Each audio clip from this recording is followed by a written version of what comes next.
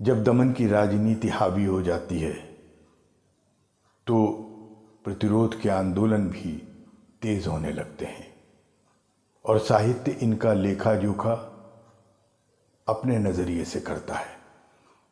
इस तरह हमें तथाकथित इतिहास के समानांतर एक और इतिहास मिलता है, साहित्य द्वारा रचा हुआ इतिहास, जो एक बार में लिखा जाकर पूरा नहीं हो जाता। साहित्य में रोपा हुआ इतिहास हर पाठक के साथ और पनपता है, उसकी धारा, उसका प्रवाह और आगे बढ़ता है। और यही कारण है कि कई रचनाएं बहुत पहले लिखी जाकर भी आज के दौर में भी हमको समसामयिक लगती हैं। आज हिंदी धरोहर में हम प्रस्तुत कर रहे हैं एक ऐसी ही बहुचर्चित रचना, प्रशंसित कथाकार अवधेश श्रीवास्तव की बहुचर्चित कहानी विमल मेहता सेकंड। पर इस कहानी से पहले स्वयं कथाकार अवधेश श्रीवास्तव का वक्तव्य। लेखक की रचना प्रक्रिया या लेखक के लिखने के कारण बहुत से अलग अलग तरह के हो सकते हैं, लेकिन समाज की विडंबनाएं, विसंगतियां, अंतर्विरोध, शोषण, अन्याय से जो मर्म पैदा होता है वह साहित्य में व्यक्त करना ही मैं अपनी साहित्यिक प्रक्रिया समझता हूँ। ये कितनी कारगर हो पाती है कि उस मर्म, उस तकलीफ को, उस घटना को आप किस तरह से फिक्शन के माध्यम से समाज के सामने रखते हैं और किसी व्यक्ति विशेष की घटना का साधारणीकरण हो जाता है और वह सभी को लगता है कि जैसे वह उनकी ही कहानी है। विमल सेकंड कहानी युगबोध की कहानी है। संक्रमण काल चल रहा था, समग्र क्रांति और रक्त क्रांति का। उस संक्रमण काल के बीच ही इस कहानी का जन्म हुआ है। युवा मन, खासकर युवा, हर क्षेत्र में उसके माध्यम से ही कुछ ना कुछ परिवर्तन होता है। उसका मन हर क्षेत्र में परिवर्तन करने का होता रहता है और वह परिवर्तन करता भी है। समाज में किसी भी तरह के, किसी भी क्षेत्र में जो परिवर्तन हुए हैं उसमें युवाओं की महत्वपूर्ण भूमिका है। यह कहानी उस युवा मन की कहानी है जो शिक्षा जगत में व्याप्त भ्रष्टाचार, अन्याय, शोषण और वो तंत्र जो इन सबको चलाता है, इन सब के पीछे काम करता है, उसके लिए विमल मेहता जैसा पात्र खड़ा होता है और वह एक लड़ाई लड़ता है। वह लड़ाई समाज से शुरू होकर व्याप्त होती है पूरी के पूरे उस भ्रष्ट व्यवस्था में जो इस शिक्षा जगत में फैली हुई है, जिसके कारण वह समाज को दूषित प्रदूषित करती है। अंत में उसको मारने का षड्यंत्र भी इस कहानी में मैंने अभिव्यक्त किया है। आइए सुनते हैं अवधेश श्रीवास्तव की मशहूर कहानी विमल मेहता सेकंड। आंखें खुली तो देखा खिड़की से सफ़ेद रंग की रोशनी छन छन कर कमरे में आ रही है। शायद सुबह हो गई है। मुझे याद नहीं कि रात कितने बजे तक जागता रहा हूँ और अब कितना बज रहा है ये जानने की ज़रूरत महसूस नहीं कर पा रहा हूँ। मैंने खाट पर लेटे लेटे ही आखिरी सिगरेट को सुलगा लिया।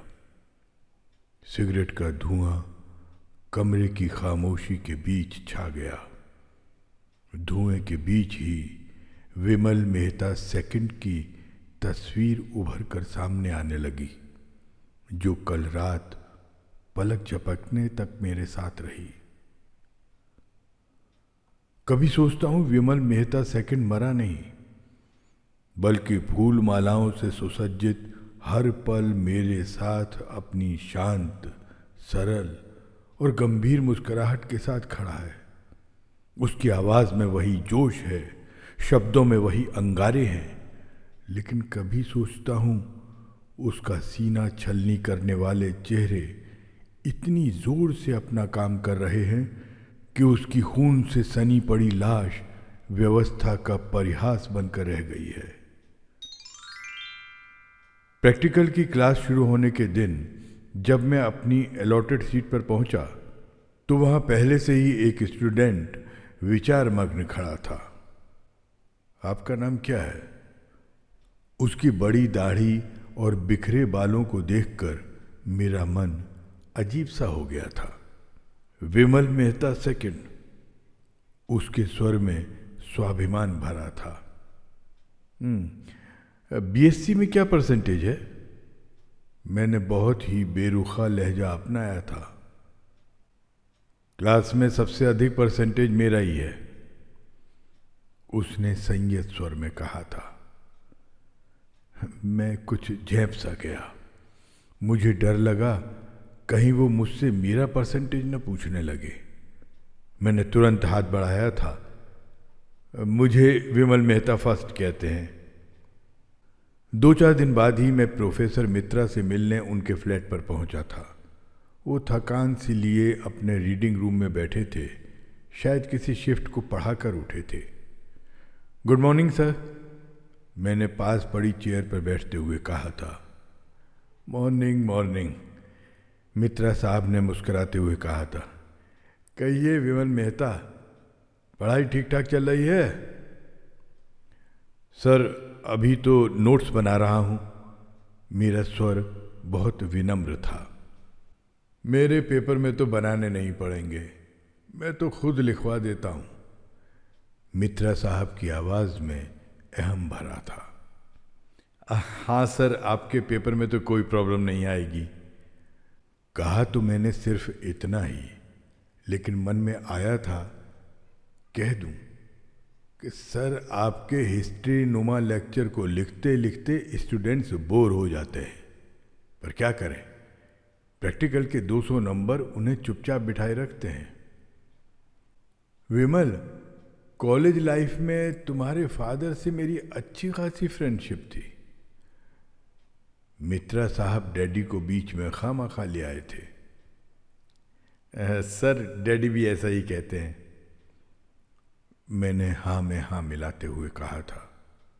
लेकिन सच तो ये था कि डैडी को मेरा एडमिशन कराना था, इसलिए उन्हें अपनी फ्रेंडशिप याद आई थी। वो किस पोस्ट पर है? सर, एक फर्म में चीफ इंजीनियर हैं। मैं मन ही मन चिढ़ रहा था कि ये डैडी बीच में क्यों टपक रहे हैं। देखा विमल, टेक्निकल लाइन ज्वाइन करने का आराम। अब तो टीचिंग लाइन में कोई रेपुटेशन नहीं रही है। मित्रा साहब ने मुंह बनाते हुए कहा था। मन में आया था कह दूं कि मॉरल तो गिरा लिया पार्टी पॉलिटिक्स और ट्यूशनबाजी के चक्कर में, और अब चाहते हैं रेपुटेशन। पर उनके मन जैसा उत्तर दे सकने की स्थिति में न होने के कारण चुप ही रह गया था। अच्छा, कोई प्रॉब्लम हो तो बताना। मित्रा साहब ने उठने का मूड बनाया था।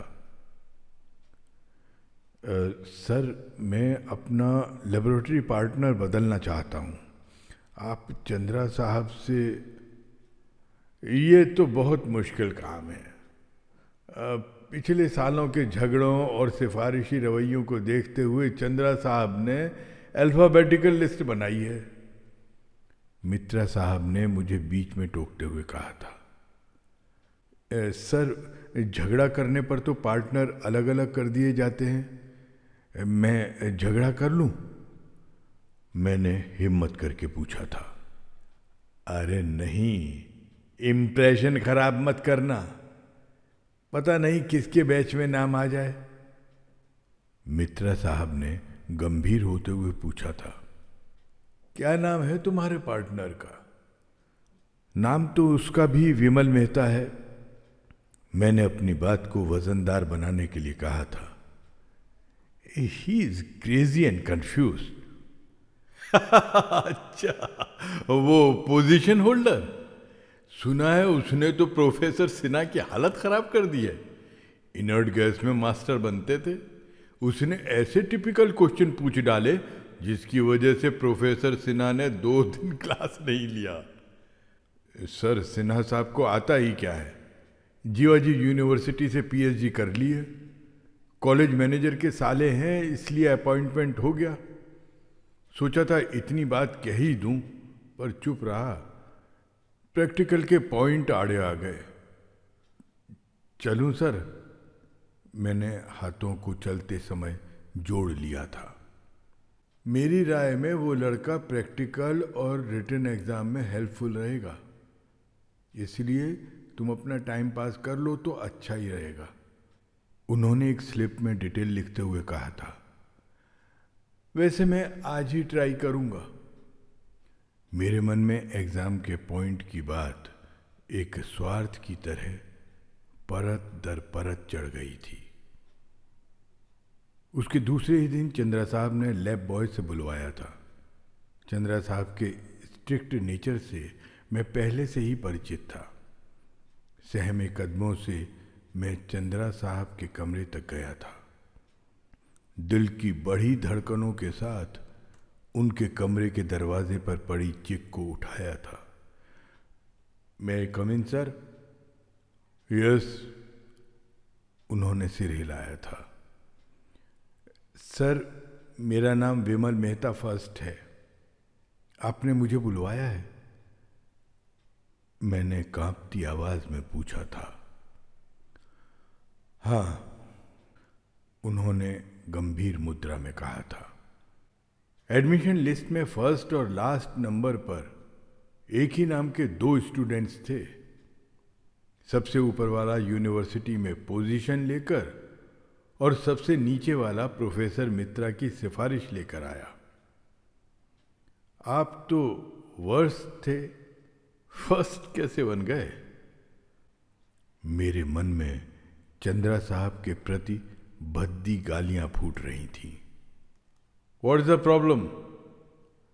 चंद्रा साहब ने सख्त आवाज में कहा था। You go and do the work with cooperation. Okay sir. मैंने देखा पेपर वेट से दबी मेरे नाम की स्लिप को मसल कर उन्होंने रद्दी की टोकरी में फेंक दिया था। एग्जाम के पॉइंट्स को सोचकर मैं विमल मेहता सेकंड के साथ न चाहकर भी रहने लगा था। अधिकतर मैं जाकर खुद ही दराज खोलता था। इंस्ट्रूमेंट भी मैं खुद ही साफ करता था। मुझ में आए परिवर्तन को देखकर पहले तो उसके चेहरे पर आश्चर्य की रेखाएं उभरी थीं, लेकिन धीरे धीरे सब कुछ नॉर्मल सा होने लगा था। उसके साथ रहने का सुखद परिणाम तो 4 दिन बाद ही मिल गया था। जब हम लोगों ने प्रैक्टिकल कॉपी साइन कराई तो केवल हम लोगों का टाइट्रेशन विद इन टॉलरेंस था, बाकी पूरे क्लास का बियॉन्ड लिमिट गया था। रिएक्शन, न्यूमेरिकल, थ्योरेटिकल और चाहे जैसी भी प्रॉब्लम हो, वो मुझे किसी खाली पीरियड में या हॉस्टल में आकर अच्छी तरह से समझाता था। हालांकि मैं अपने हिसाब से किसी प्रॉब्लम को रखने से पहले चाय या कॉफ़ी का दौर चलाने की भूमिका बना लेता था। चाय कॉफ़ी के दौरान ही विभिन्न टॉपिक्स पर उससे मेरा न चाहकर भी डिस्कशन हो जाता था। अक्सर वो कांट, शिलर और मार्क्स या ऐसे ही कुछ नामों को लेकर बात करता था, जिनके बारे में जानने की बात तो अलग, मैं नाम भी पहली बार सुनता था। वो हर क्षेत्र में परिवर्तन की बात करता था। सरल, निष्कपट, इच्छाओं में नियंत्रित, सहानुभूतियों से विकसित और नैतिक दृष्टिकोण से महत्वपूर्ण चरित्र की बात करता था। एक दिन मैंने अपनी पूरी बौद्धिकता को दांव पर लगाकर उससे कहा था, यार, समाज के चलने का अपना सिस्टम है, वो कभी भी किसी के विचारों से नहीं बदला। अक्सर ऐसे लोगों के सीने छलनी कर दिए गए, वो सूलियों पे चढ़ा दिए गए या फिर बुद्ध बना दिए गए। उसकी आंखों में लालिमा तैर गई थी। उसने मेज पर एक मुक्का ठोका था। समाज तो बदल सकता है अगर बदलने वाले हों। एक और सिर्फ एक ही व्यक्ति समूचे राष्ट्र की विचारधारा को बदल देता है, उसे नवचेतना, नवजागरण और नवनिर्माण की ओर अग्रसर कर देता है और उसे इतना ऊंचा उठा देता है जहां दुनिया उसके सामने बौनी नजर आने लगती है। क्या तुमने माओ का नाम नहीं सुना? और जो धार पर चलते हैं वो वार भी खाते हैं। उस समय कुछ देर के लिए पूरी कैंटीन का ध्यान हम लोगों की सीट की ओर केंद्रित हो गया था। कॉलेज यूनियन में भी उसकी अच्छी खासी दखल थी।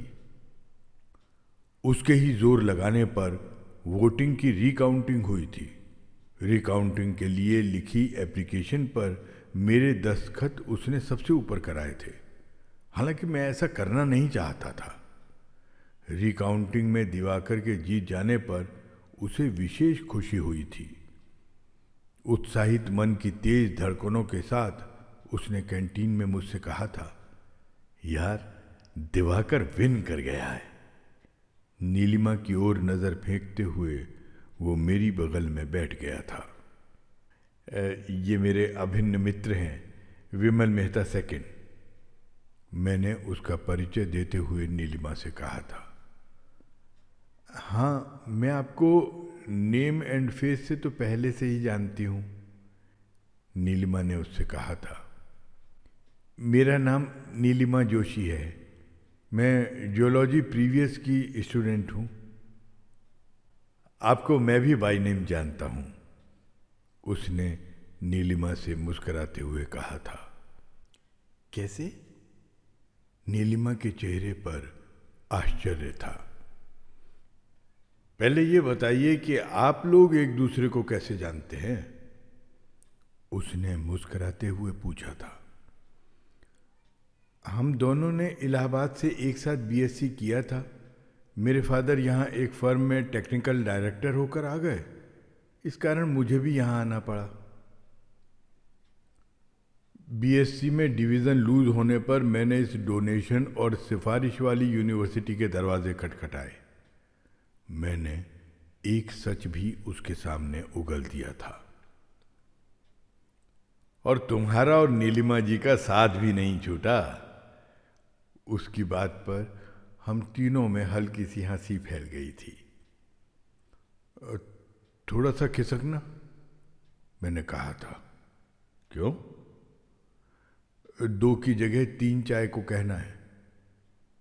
मैं चाय को रद्द कराकर 3 कॉफी के लिए पहले से ही कहकर आया हूं। उसके चेहरे पर हल्की सी मुस्कान फैल गई थी। आज तो आपने बहुत ही होशियारी का काम किया है। मैं उसकी एक्टिविटी पर मन ही मन मुस्कराया था। तो क्या आपने मुझे किताबी होशियार समझा था? उसने चेहरे पर गंभीरता लाते हुए कहा था। हाँ, तो आप मुझे कैसे जानते हैं? नीलिमा ने हम दोनों का वार्तालाप तोड़ दिया था। आपका प्रोफेसर मिश्रा से क्या झगड़ा हो गया? उसने नीलिमा से सवाल किया था। झगड़ा? नीलिमा ने चौंकते हुए कहा था। मैंने तो उन्हें 2 महीने तक ट्यूटर रखा था, अब प्रोफेसर सक्सेना को ट्यूटर बना लिया। मिश्रा ग्रुप से सक्सेना ग्रुप में आने का कारण? नहीं, मुझे किसी ग्रुप से मतलब नहीं है। मैंने ऐसा सब कुछ प्रैक्टिकल के पॉइंट से किया है। मुझे बाद में मालूम हुआ कि प्रोफेसर मिश्रा कभी भी प्रीवियस के इंटरनल नहीं रहते हैं, वरना इस तरह का शोर नहीं मचता। नीलिमा ने चेहरे को बेफिक्र बना लिया था। खैर, अब चाहे कोई कुछ भी कहे, मुझे प्रीवियस के मार्क्स की चिंता नहीं। और फाइनल में? इस शहर में Mahatma Gandhi post graduate college के अलावा और भी कॉलेज हैं। कॉफ़ी ख़त्म हो गई। काउंटर पर पेमेंट करके हम तीनों चले आए थे।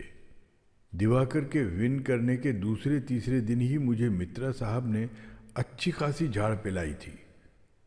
तुमने रिकाउंटिंग के एप्लीकेशन पे दस्तखत क्यों किए थे? कॉलेज मैनेजमेंट ने यूनियन अकाउंट में हजारों का घपला किया है। अगर दिवाकर एक एक रिकॉर्ड को देखेगा तो जाने कितने चेहरे सामने आ जाएंगे। सर, एप्लीकेशन पर दस्तखत करने के लिए मुझे विमल मेहता सेकंड ने विवश किया था। विमल मेहता सेकंड? कॉलेज भर में तूफान मचा रखा है इस लड़के ने। मित्रा साहब की आंखें लाल हो गईं। मालूम है तुम्हें इस लड़के को इतनी लिफ्ट क्यों दी जा रही है?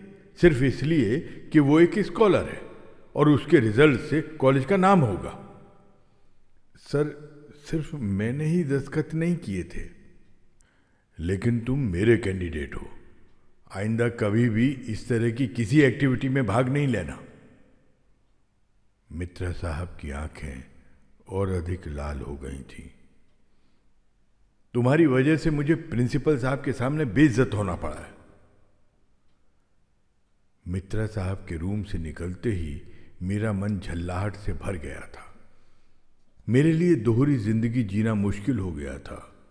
मैंने मित्रा साहब से हुई बातों का पूरा पूरा ब्यौरा उसे और दिवाकर को दे दिया था। आखिर एक दिन एक पक्षीय निर्णय लेने की घड़ी आ गई थी। बीएड की छात्रा सुजाता को लेकर कॉलेज में गहरा आक्रोश फैल गया था। हॉस्टल में सुजाता ने स्लीपिंग टेबलेट खाकर आत्महत्या कर ली थी। सुजाता ने मरने से पहले खत लिखा था जिसमें कॉलेज के अनेक संभ्रांत व्यक्तियों के नाम लिखे थे जिन्होंने उस पर नाजायज संबंधों के लिए दबाव डाला था। प्रिंसिपल और प्रोफेसर चाहते थे कि अगर क्लास सुचारू रूप से चलती रहे तो शायद मामला टल जाए, पर लेबोरेटरी में गहरा शोर मचा हुआ था। विमल मेहता फर्स्ट, आज लॉक नहीं खुलेगा, उसने चाबी का गुच्छा छीनते हुए कहा था। मैं सिर से पांव तक कांप गया था क्योंकि ये सब प्रैक्टिकल के पॉइंट के हिसाब से अच्छा नहीं हो रहा था। उसने एक मेमोरेंडम मुझे पकड़ा दिया था। कांपते हाथों से थामकर मैंने पूरे मेमोरेंडम पर सरसरी नज़र दौड़ा दी थी। मैंने उसे एक स्टूल देकर इत्मीनान से बिठाया था। जरा ठंडे दिमाग से सोचो, इस पन्ने को देने से क्या लेबोरेटरी ब्रेकेज फाइन का हिसाब किताब रखा जाने लगेगा? मिश्रा साहब की ट्यूशनबाजी खत्म हो जाएगी, सक्सेना साहब की पॉलिटिक्स बंद हो जाएगी, कॉलेज मैगजीन प्रोफेसरों के घर नहीं जाएगी, सिन्हा साहब को कॉलेज से निकाल दिया जाएगा, भाई भतीजावाद, जातिवाद और डोनेशन पर पाबंदी लगा दी जाएगी, प्रोफेसर वर्मा के घर अब कभी माइक्रोस्कोपों से पढ़ाई नहीं होगी। बड़ा ही अजीब सा दृश्य था। हम दोनों एक दूसरे के सामने बैठे थे। बहुत सारे स्टूडेंट्स हम दोनों को घेरे खड़े थे। वातावरण में खामोशी तैर गई थी। मुझे महसूस हो रहा था जैसे मेरी बातें वजनदार साबित हो रही हैं, पर स्वयं मेरे भीतर एक सच फैल रहा था जो मेरी बातों को काट रहा था। लेकिन मैंने परिस्थिति के मुताबिक खामोशी को तोड़ा था। मामला बीएड सेक्शन का है, अपनी फैकल्टी का नहीं, अपने डिपार्टमेंट का भी नहीं और न ही अपनी क्लास का है। और फिर रातों में हॉस्टल में क्या होता रहता है इसका हमने ठेका ले रखा है। ठेका? सुजाता की जगह तुम्हारी बीवी होती, बहन होती या नीलिमा ही होती तो क्या तुम अपने को तसल्ली देकर चुप रह जाते? क्या तुम चिल्लाकर नहीं कहते ये अन्याय है, ये जुल्म है, इन हॉस्टलों को करप्शन का अड्डा क्यों बना दिया है? उसकी आवेशमयी आंखें लाल हो गई थी। तुम अभी आवेश में हो, लेकिन ठंडे दिमाग से सोचो। ये एक्टिविटी साइंस के स्टूडेंट के लिए ठीक है। हमारा फ्यूचर हमारे हाथों में है, किसी की गिरफ्त में नहीं। अपनी ज्वालामुखी आवाज में बीच में ही उसने मुझे टोक दिया था। क्या हम निहित स्वार्थों की वजह से इस कॉलेज की भ्रष्ट व्यवस्था पर चोट नहीं कर सकते? इसके विरुद्ध आवाज नहीं उठा सकते? मेरे कंधे पर उसने अपने हाथ रख दिए थे। मेरे मन में बसी स्वार्थ की परतें कहीं दूर किसी नए उजाले में गुम होने लगी थी। मैंने उसके दोनों हाथ अपने हाथों में ले लिए थे। क्या आर्ट फैकल्टी हमारा साथ दे रही है? नहीं, उसे श्रीदेवी की फिल्मों से फुर्सत कहाँ है।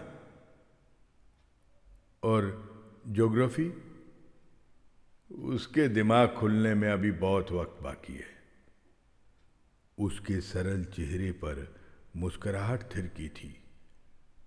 हमारे साथ यूनियन है और पूरी साइंस फैकल्टी। जिन्हें खामोश रखा जाता है वही आवाज उठाते हैं। मैं, वो और दिवाकर स्टूडेंट्स की भीड़ के साथ प्रिंसिपल साहब के कमरे तक गए थे।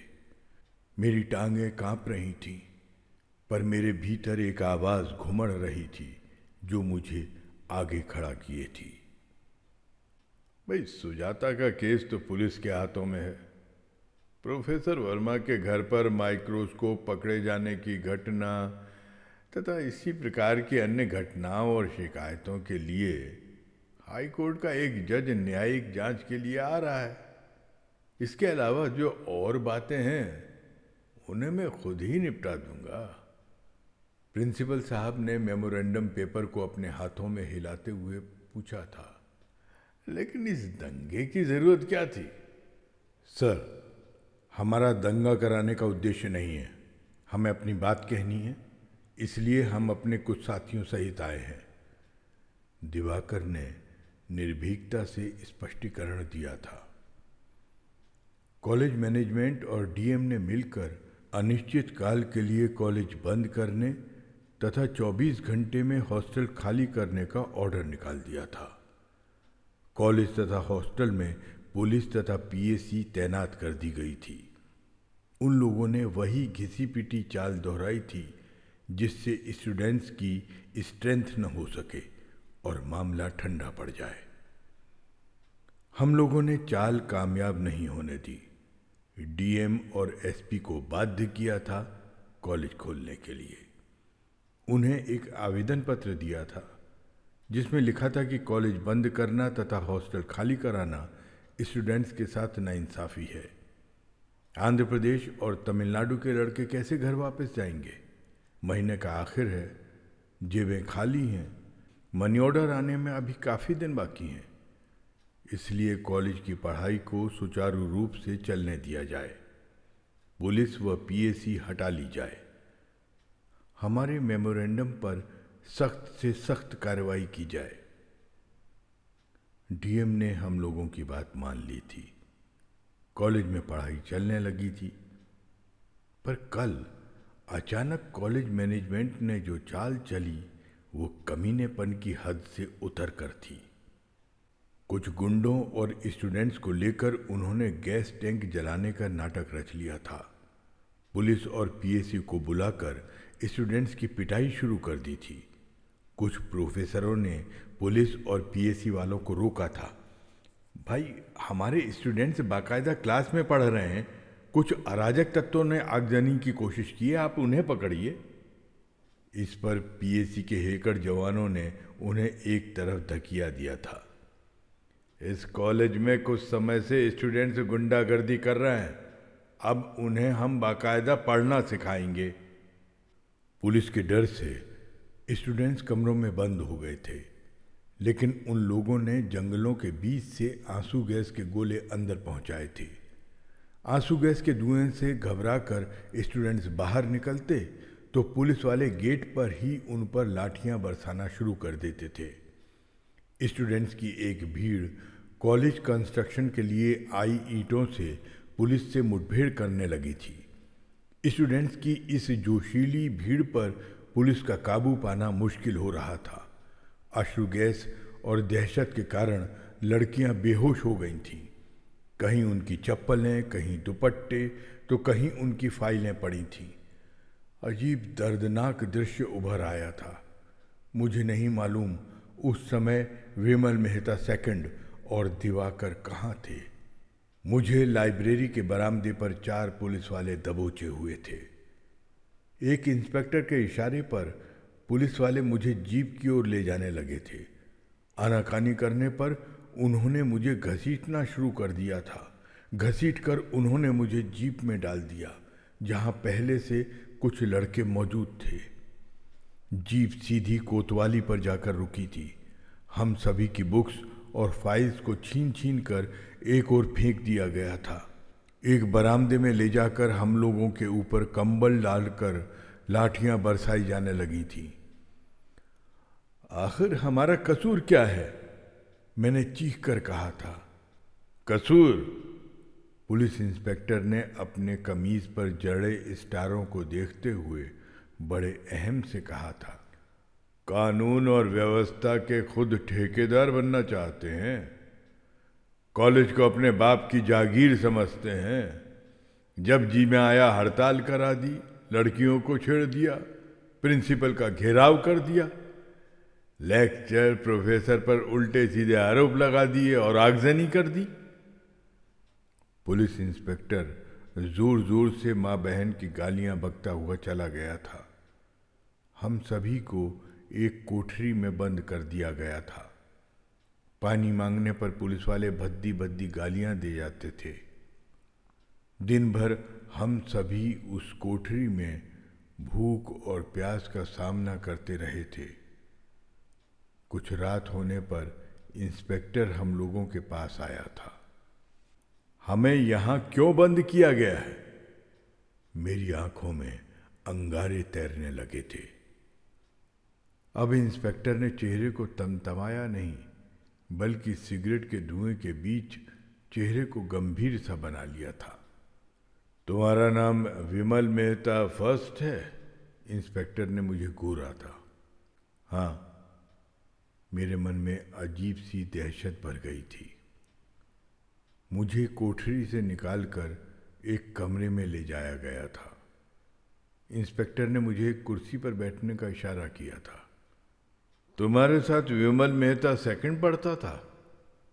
हाँ हाँ। मेरे मन में उत्सुकता थी। वो कहाँ है? कैसा है? He is crazy and confused.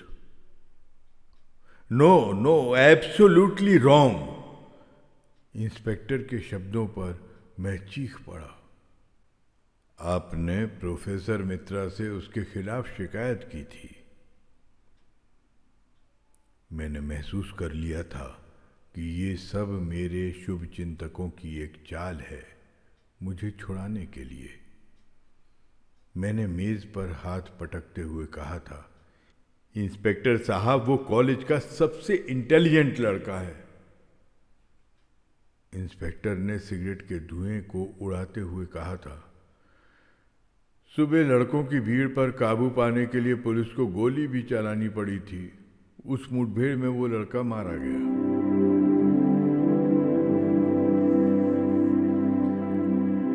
एक एक शब्द पिघले शीशे की तरह कान में उतर गया था। आंखों के सामने धुंध सी छाने लगी। मन अजीब सी तड़फड़ाहट से भर गया। मैंने कांपती आवाज में पूछा था, क्या मैं जा सकता हूं? हाँ। इंस्पेक्टर ने मुझे सशंकित नजरों से घूरा था। डीएम के स्पेशल ऑर्डर पर आपको इसी शर्त पर छोड़ा गया है कि अब आप किसी भी गैर कानूनी एक्टिविटी में भाग नहीं लेंगे। मेरा शर्तनामा किसने भरा होगा? दिवाकर कहाँ होगा? मन में अजीब अजीब से सवालों को लेकर मैं लड़खड़ाते कदमों से सीधे हॉस्टल आया था। विमल मेहता सेकंड की मृत्यु कैसे हुई? अपने रूम पार्टनर से मेरा पहला सवाल था। अचानक वो मुझे देखकर चौंक गया था। मृत्यु कैसे हुई? अरे यार, उसका तो समझो मर्डर हुआ है। मर्डर? उसे सुजाता कांड और कॉलेज के बहुत सी लूप होल्स की खबर हो गई थी। पार्टनर के चेहरे पर मायूसी उतर आई थी। अभी तो आ रहा हूं। करीब 2 बजे के बाद तो पोस्टमार्टम हुआ था। उसकी डेड बॉडी को खुली मोटर में ले जाया गया था। फूल मालाओं से उसका पूरा बदन ढक गया था। लोग उसका नाम ले लेकर जिंदाबाद के नारे लगा रहे थे। बहुत सारे प्रोफेसर भी थे हमारे साथ। प्रोफेसर चंद्रा तो फूट फूट कर रो रहे थे। उसकी मां का रोना तो किसी से देखा नहीं जा रहा था। पार्टनर का गला भर गया था। मां की रोटी तो उसकी स्कॉलरशिप से ही चलती थी। मैंने पार्टनर से पूछा था, मां कहाँ है? नीलिमा को मालूम होगा। कैसे? मैंने आश्चर्य से पूछा था। मोटर पर उसके शव के पास मां के अलावा बहुत सारी लड़कियां थीं। उन लड़कियों में से मैं सिर्फ नीलिमा को ही पहचानता हूं। पार्टनर ने मुस्कुराते हुए कहा था, यार तुम्हें बाहर लाने का श्रेय भी तो नीलिमा को ही है। मेरी नजर उसके तैयार सूटकेस पर गई थी तो मैंने पूछा था, और तुम कहाँ जा रहे हो? घर। क्यों? डीएम के ऑर्डर से सभी कॉलेज और स्कूल 10 दिन के लिए बंद कर दिए गए हैं। पार्टनर ने अपना सूटकेस हाथ में उठाते हुए कहा था। अच्छा, मैं चलूं? फॉर्मेलिटी पूरी करने के लिए मैं पार्टनर के साथ बाहर तक चला आया था। यार तुम अपना मूड फ्रेश करने के लिए इलाहाबाद चले आओ। पार्टनर ने मेरे कंधे पर हाथ रख दिया था। गेट पर हम दोनों ने एक साथ हवा में हाथ हिला दिए थे। वो रिक्शे की ओर बढ़ गया था। विमल, विमल! दरवाजे पर आहट हुई। दरवाजा खुलते ही मैं चौंक उठा। तुम? हाँ, सोचा आपका मूड ऑफ होगा, मैं ही कोतवाली के हालचाल पूछ लूं चलकर। नीलिमा के चेहरे पर व्यंग भरी मुस्कान थी। कहिए, कितने डंडे पड़े और कितनी गालियां मिली? मैंने उल्टे सीधे पड़े बिस्तरों को ठीक करके बैठने के लिए जगह की। नीलिमा बैठ गई। वातावरण में खामोशी छा गई। रीगल में तुम्हारे फेवरेट हीरो की फिल्म शेक्सपियर वाला आ गई है। नीलिमा ने वातावरण की खामोशी को तोड़ते हुए कहा। चलोगे नहीं? तुम्हें विमल मेहता सेकंड की मां का पता मालूम है? मेरे घर पर। और दिवाकर कल दोपहर तक मेरे साथ था। उसके बाद पुलिस ने अरेस्ट कर लिया। क्यों? नीलिमा ने अपना पर्स खोलते हुए कहा। आज के न्यूज़पेपर में Mahatma Gandhi post graduate college की 2 न्यूज़ मुख्य पृष्ठ पर हैं। पहली, कॉलेज के मेधावी छात्र विमल मेहता सेकंड की पुलिस छात्र संघर्ष में दुखद मृत्यु। और दूसरी, कॉलेज यूनियन का प्रेसिडेंट गिरफ्तार, यूनियन फंड में हजारों का घपला। मतलब दिवाकर को फंसा दिया गया है। हाँ, उसी की सलाह पर मैंने तुम्हें कोतवाली से वापस बुलाने के लिए सिफारिश लगवाई। नीलिमा ने एक पैकेट पत्र के साथ देते हुए कहा। मैंने पत्र खोला। प्रिय विमल, झूठे आरोपों में मुझे फांस दिया गया है। मैं तुम्हें वो कागजात सौंप रहा हूं जो कॉलेज के तमाम काले कारनामों को नंगा कर देंगे। मैंने ये कागजात तुम तक पहुंचाने का काम नीलिमा को दिया है। कल सुजाता कांड की तारीख है। इस केस में अब विमल मेहता सेकंड की जगह विमल मेहता फर्स्ट को कोर्ट में गवाही देने जाना होगा। दिवाकर। सहसा मेरे निढाल मन में एक उत्साह दौड़ गया। मुझे लगा विमल मेहता सेकंड तो मेरे पास ही खड़ा है। उसकी मौत की खबर सिर्फ एक झूठ है। यहां पर कहानी समाप्त होती है।